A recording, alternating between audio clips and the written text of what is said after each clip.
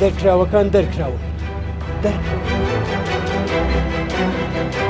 ئامادەیم نیشاندا بە شێوەیەکی کاتی دەسەڵاتە تەنفیزیەکانی خۆم ڕادستی هەواڵی هاوسەرۆک بکەم.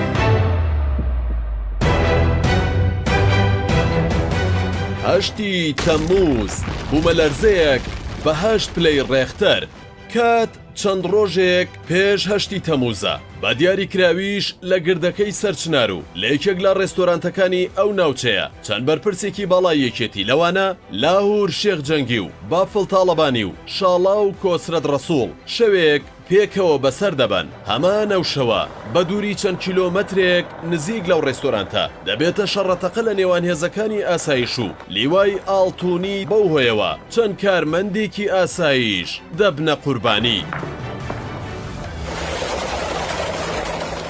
خەڵکی شاری سلێمانی ڕووداوەکەیان وەک شەڕێکی ئاسایی تەماشا کرد و تەنها ویزەی گولەکانیان بیست. بەڵام شەوانی دواتر زنجیرەیەک بوومەلەرزەی سیاسی ڕوویان لە سلێمانی کرد کە تا ئەمڕۆ و پاش ساڵێک لەو ڕووداوانە نەخشەی سیاسی لە سنووری سلێمانی دووبارە داڕشتەوە. لە ڕووی زانستیەوە بوومەلەرزە لە سەر و 6 پلەی ڕێختەرەوە زیانێکی وێرانکەر بەو شوێنە دەگەیەنێت کە لێی داوە. بەڵام ئەگەر 8 پلەی ڕێختەر بێت زانایان دەڵێن لەو کاتەدا هەموو شتێک لەناو دەچێت. ڕێک بە هەمان پلە ڕۆژی 8 تەمموز بوومەلەرزەیەک بە 8 پلەی ڕێختەر لە یەکێتیدا و ئاراستەی بەڕێوەبردننی لەو حیزبەدا لە ڕیشەوە گۆڕی.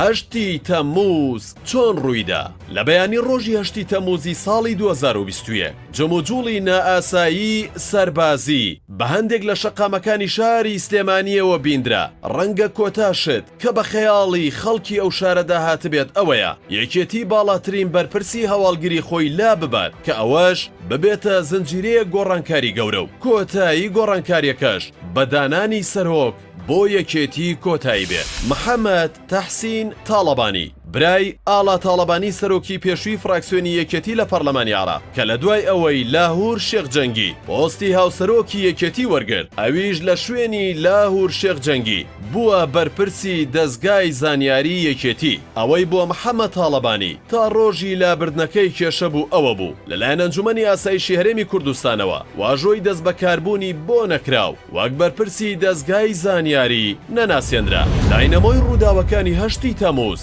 دوو گۆڕانکاری بوون. یەکەمیان دانانی ئەژی ئەمین لە پۆستی سەرۆکی ئاژانسی زانیاری یەکێتی لە جێگەی محەممەد شێخ تەحسین تاڵەبانی و دووەمیشیان دانانی وەهاب هەڵەبجەیی لە پۆستی فەرماندەی هێزی دژە تیرۆری یەکێتی و لادانی پۆڵات شێخ جەنگی برای لاهور شێخ جەنگی بوو لەو پۆستە. بەڵام ئەوەی جێگەی سەرنجە ئەوەیە هیچ کام لەو دوو بەرپرسەی نزیک لە لاهور جەنگی بە فەرمی لەلایەن دامەزراوەکانی حکوومەتەوە نەناسێنرابوون و مەرسومی دەست بەکاربوونیان بۆ دەرنەکرابوو. بەڵام لە لابردنەکەیاندا مەرسومی فەرمیان بۆ کرا. ئەو دوو دەستگا ئەمنیە لە ساڵانی ڕابردوودا کاریگەری گەورەیان لەسەر دەرکەوتنی لاهور شێخ جەنگی وەکو سەرکردەیەکی دیاری یەکێتی هەم لە نێوخۆی ئەو حیزبە و هەم لەسەر ئاستی دەرەوەشە بوو. کاتێکیش بافڵ تاڵەبانی دەستی بۆ ئەو دوو دەستگایە بەر لاهور شێخ جەنگی زانی لە دەستدانی ئەو دوانە یەکسان دەبێت بە لە دەستدانی پێگەکەی هەم وەک هاوسەرۆک هەم وەک کەسی ژمارە یەکی یەکێتی. شەوی هەشتی تەمموز شڵەژانی نێوخۆی یەکێتی گەیشتە لووتکەی. بەرهەم ساڵح سەر کۆماری عێراق لە بەغداوە گەڕایەوە سلێمانی. ئێرانی و ئەمریکەکانیش بەجیا هاتنە سەرهێڵ. لەسەر زەویش لیوای کۆماندۆی سەربە جەعفەر شێخ مستەفا جێگری سەرۆکی هەرێم ئەرکی پاراستنی گۆڕانکاریەکانی هەشتی تەمموزی لە ئەستۆدا بوو. بافڵ تاڵەبانی لە هەشتی تەمموز و ڕۆژانی دواتر سەرکەوتوو بوو لەوەی جڵەوی دەستگا ئەمنیە هەستیارەکانی وەک دەستگای زانیاری دەستگای دژە تیرۆر بکات و لە دەستی لاهور شێخ جەنگی وەربگرێتەوە. هەروەها لە ڕووی میدیاییەوە گورزێکی گەورەی لێدا و زۆرینەی میدیاکانی نزیک لە لاهور جەنگی داخست. بەڵام دوای زنجیرەیەک دانوستان بە ئامادەبوونی ئەمریکەکان و تەنانەت سەرکردە باڵاکانی عێراق وەک حەیدەر عەبادی و نووری مالکی هێشتا ئاسان نەتواندرا لاهور شێخ جەنگی بۆ دەرەوەی شاری سلێمانی ئاوت بکرێت کە ئەوە مەرجی بافڵ تاڵەبانی بوو کە لاهور شێخ جەنگی سلێمانی بەجێ بێڵێت لەگەڵ ڕووداوەکانی هەشتی تەمووزدا لاهور شێخ جەنگی ئەو جوڵەیەی بە عوسمانی و شەڕی هەکاری و ئاراستەی ئاشی نێو یەکێتی سەردەمی شاخ وەسف کرد کە مەبەست لەو تەعبیرانە ئامادەی تورکیا پارتی و سەرکردە دێرینەکانی یەکێتین لە گۆڕانکاریەکانی هەشتی تەمووزدا بەڵام کاتێک بافڵ تاڵەبانی هەڵوێستی خۆی ئاشکرا کرد جیاوازتر قسەی لا پاڵنەرەکانی هەشتی تەمووز کرد ئەوتی پێش هەشتی تەمووز سەرانە وەرگرتن و قاچاقچێتی سیمای دیاری ناسینەوەی بەرپرسانی نزیک لە لاهور شێخ جەنگی بوون بڕۆ بزانە سەرانە سندن چەند کەم بۆتەوە بڕۆ بزانە قاتڵ چەند کەم بۆتەوە بڕۆ بزانە چەند بیزنسمان فراندراوە لە هەشتی مانگەوە پێش هەشتی مانگ چەند بیزنسمانە فراندرا تەنانەت لەوەش زیاتر ڕۆیشتووتی لەلایەن لاهور شێخ جەنگیەوە ژەهەر خوار کراوە باسی ئەوە ئەکرێت زەهر درراوە بە من بەڵێ وایە من دەرمان خوارد کراوە بەڵگەشم لای کە من دەرمان خوارد کراوە لە ناو ماڵی خۆم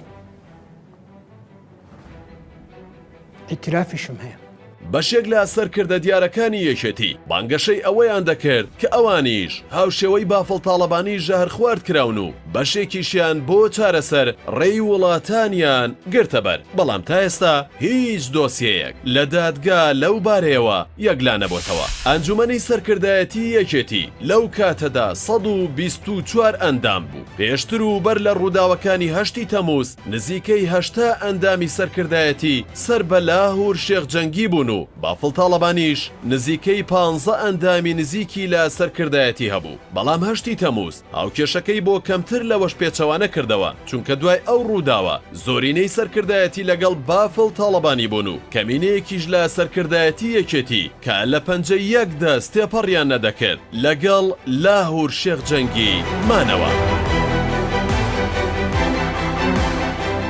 14 ڕۆژ پێش هەشتی تەمووز چی ڕوویدا؟ بە گوێرەی گەڕانەوەکانی ئەو کەسانەی دوای هەشتی تەمووز چاویان بە بافڵ تاڵەبانی کەوتووە لا گەڕانەوەی چیرۆکی ژەهر خواردکردنی وتوێتی ڕۆژی 24 حوزەیران بوو واتە 2 هەفتە بەر لە ڕووداوەکانی هەشتی تەمووز لە مێرگەپان هەریەکە لە لاهور شێخ جەنگی و دەرباز کۆسرەد ڕەسوڵ و شاڵا و کۆسرەد ڕەسوڵ پۆڵۆ عەلی عەسکەری و پۆڵا تاڵەبانی لە باخەکەی بافڵ تاڵەبانی میوان دەبن ئەو شەوە بافڵ تاڵەبانی شەربەتێکی پرتەقاڵ دەخواتەوە بەڵام دوای ماوەیەکی کەم لەرزی لێ دێت و تەندروستی تێک دەچێت بەپەلە ئەوێ جێ دەهێڵێت و دەبرێتە نەخۆشخانە دوای پشکنین و وەرگرتنی نمونەیەک لە خوێنەکەی دەردەکەوێت ژەهری دایۆکسین تێکەڵی شەربەتی پرتەقاڵەکەی کراوە و خۆشی لە دیدارێکی میدیاییدا دانی پێدا دەنێت کە دۆخی لە لێواری مەرگ گەڕاوەتەوە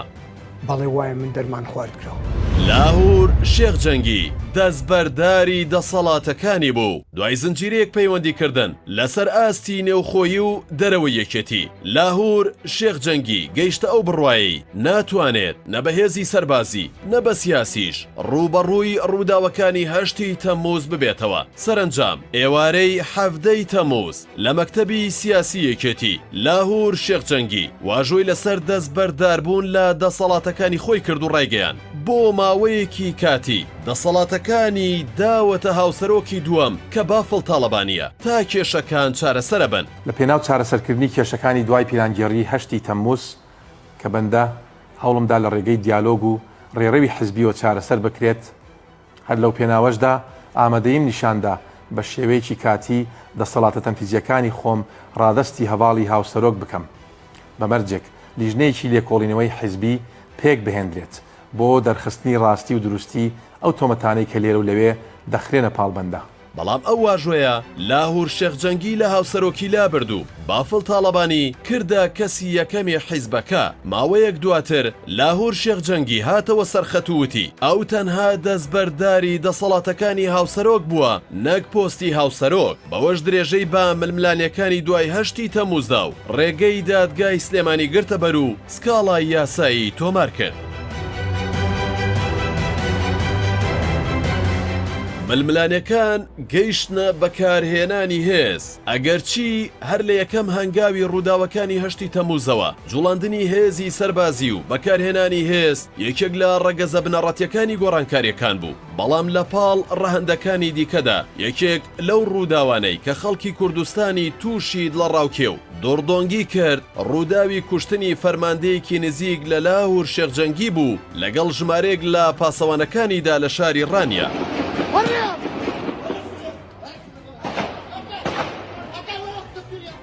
چەند جارێک هێزی سەربازی و ئەمنی لە دەوری ماڵی لاهور شێخجەنگی و ئوتێل لالەزار کۆکرایەوە و ئاویش بە کۆکردنەوەی هێز لە دەوری ماڵەکەی و چەکدارکردنی کەسانی دەوروبەری وەڵامیدایەوە و مەترسیەکانی پێکدادان تەواو نزیک بوون بەڵام بە هەوڵی ژمارەیەک بەرپرسی سیاسی و سەربازی یەکێتی و دەرەوەی یەکێتیش دۆخەکە کۆنتڕۆڵ کرا لە کۆتاییدا مورات کانی کوردەیی ئەفسەری پلەداری نزیک لە لاهور شێخجەنگی و ژمارەیەک لە پاسەوانەکانی لەلایەن هێزیەکەوە کوژران ئەگەرچی لایەنە فەرمیەکان وان ڕاگەیان کوشتنەکە پەیوەندی بە سەپاندنی یاساوە هەبووە بەڵام ڕووداوەکە بۆنی ناکۆکی و توندبوونەوەی ململانیەکانی زیاتر کرد بە جۆرێک مەترسی بەریەکەوتنەکان تەواو زیادیان کرد لەو کاتەدا.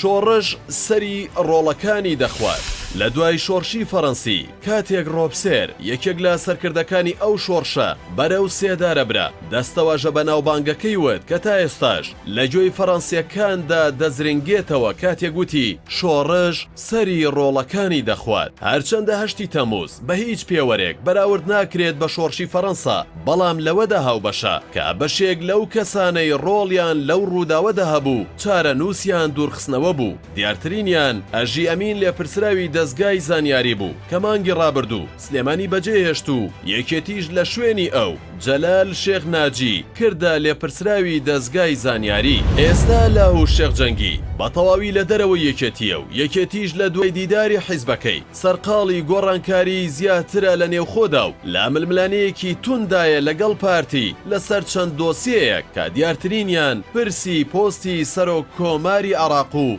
داهاتی سلێمانیە لاهور شێخجەنگی وەک کەسایەتیەکی سیاسی مەبەستێتی لا گۆڕەپانی سیاسیدا بمێنێتەوە و بەردەوام بێت لە کاری سیاسی و ئەگەرچی لە ماوەی یەک ساڵی ڕابردوودا بە توندی دەستی گرتبوو بە یەکێتیەوە و جەختی لەوە دەکردەوە ئەو هەر یەکێتیە و بە یەکێتیش دەمێنێتەوە بەڵام ئێستا ڕەنگە بیرکردنەوەی گۆڕانکاری بەسەردا هاتبێت و سەرقاڵی هەنگاوێکی سیاسی نوێ بێت کە تا ئێستا کەس نازانێت چی دەکات ناوبەناو لاهور شێخجەنگی چەند هەنگاوێک دەنێت و جوڵەیەکی سیاسی پیشانەدات کە لە نێو شەقام و چاودێراندا دەبێتە جێی باس و گفتوگۆ بەڵام هەرزوو بێدەنگ دەبێتەوە و هەنگاوەکانیشی هیچ ئەنجامێکیان نابێت یەک ساڵ تێدەپەڕێت بەسەر کێشمەکێشم و ململانێ و گرژیەکانی نێو یەکێتیدا ئاخۆ بۆ ساڵی نوێ هەنگاوەکانی ئەو حیزبە و داهاتووی سیاسی کارەکتەرەکانی بەکوێ دەگەن ئەوە پرسیارێکە و مەگەر ڕەوتی ڕۆژگار وەڵامی بداتەوە.